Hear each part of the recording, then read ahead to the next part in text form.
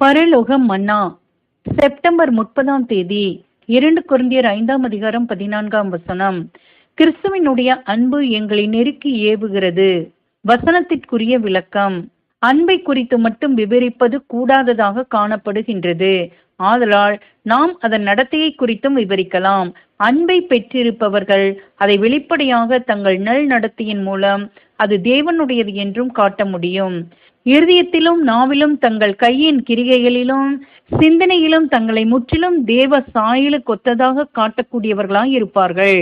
கிறிஸ்துவின் சீசர்களாகவும் மாணவர்களாகவும் அவருடைய பள்ளியிலே நாளுக்கு நாள் அன்பில் அதிகமாக வளர்ந்து பூரணப்பட்டு மேலான அழைப்பை பெற முயல வேண்டும். இதை நமது அனுதின ஜீவியத்தில் வார்த்தையிலும் சிந்தையிலும் செய்கையிலும் பயன்படுத்தி பூரணப்பட வேண்டும். இதை குறித்து கவிஞன் எழுதியது: ஒவ்வொரு அன்பான நிழலும் வெளிச்சமாயிருப்பது போல ஒவ்வொரு கிருபையும் அன்பாயிருக்கிறது. ஆமேன்.